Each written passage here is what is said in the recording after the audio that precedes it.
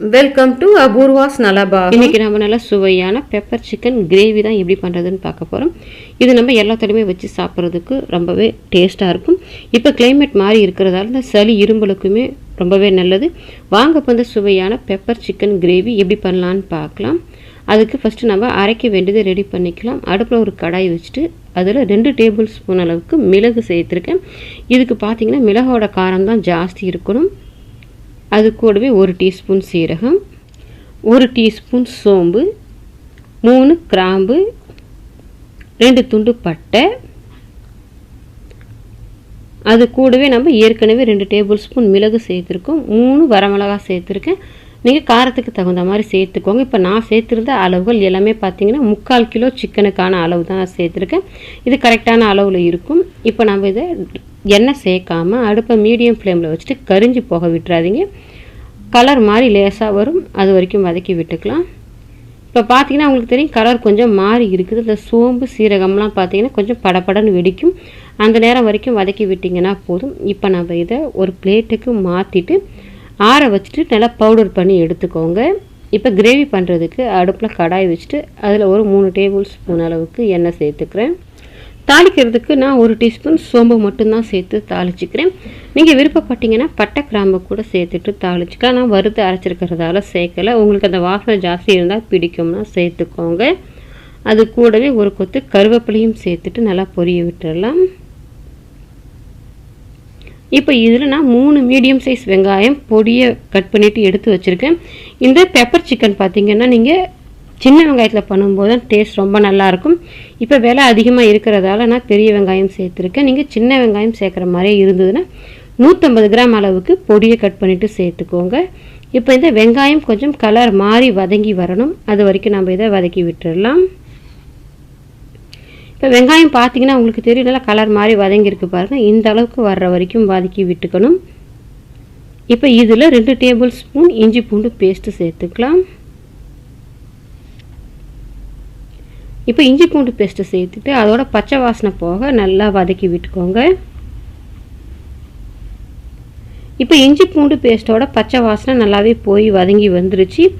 இப்போ இதில் ஒரே ஒரு தக்காளி, பெரிய சைஸ் தக்காளி பொடியை கட் பண்ணிவிட்டு வச்சுருக்கிறேன்.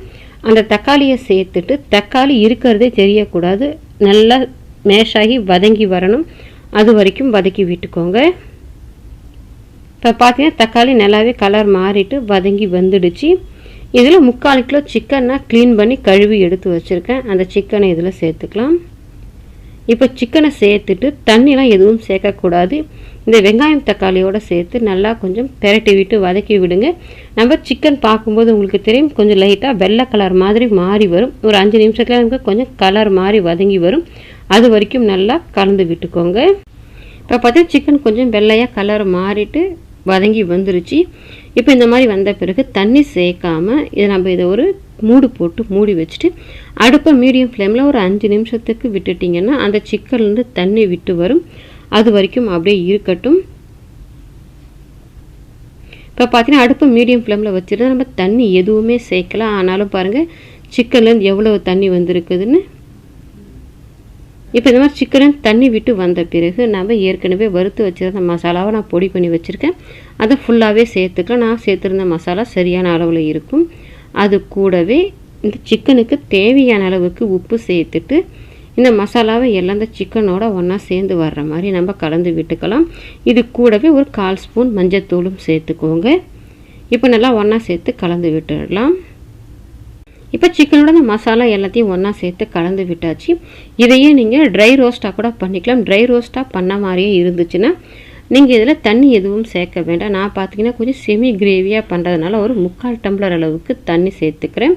நீங்கள் ஃப்ரையாக பண்ண போகிறீங்கன்னா தண்ணி சேர்க்காமல் மூடி போட்டு கொஞ்சம் நேரத்துக்கு ஒரு முறை கலந்து விட்டு ட்ரை பண்ணிங்கன்னா சிக்கன் நல்லாவே வெந்து வந்துடும். இப்போ நான் கிரேவி மாதிரி பண்ணால் தண்ணி ஊற்றிட்டு இப்போ நல்லா சேர்த்து கலந்து விட்டுட்டு மூடி போட்டுக்கிறேன். மூடி போட்டாலும் அப்படியே விட்டுடாதீங்க, சிக்கன் வேகிறதுக்கு 20 நிமிஷம் ஆகும். ஒரு 2-3 டைம் இடையில எடுத்து கலந்து விடுங்க. இப்போ நான் 2-3 டைம் இடையில எடுத்து கலந்து விட்டுருந்தேன்.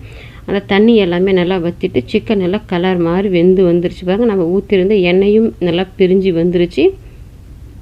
இந்த அளவுக்கு இருந்துச்சுன்னா நம்ம சாதத்து மேலே போட்டு சாப்பிட்றதுக்குமே சரியாக இருக்கும். இது கொஞ்சம் இன்னும் உங்களுக்கு கிரேவியாக வேணும்னா கொஞ்சம் முன்னாடியே கூட நீங்கள் எடுத்துக்கலாம். இப்போ கடைசியாக இதில் கொஞ்சமாக பொடியை நறுக்கின மல்லி இலையை சேர்த்துட்டு கலந்து விட்டுடலாம்.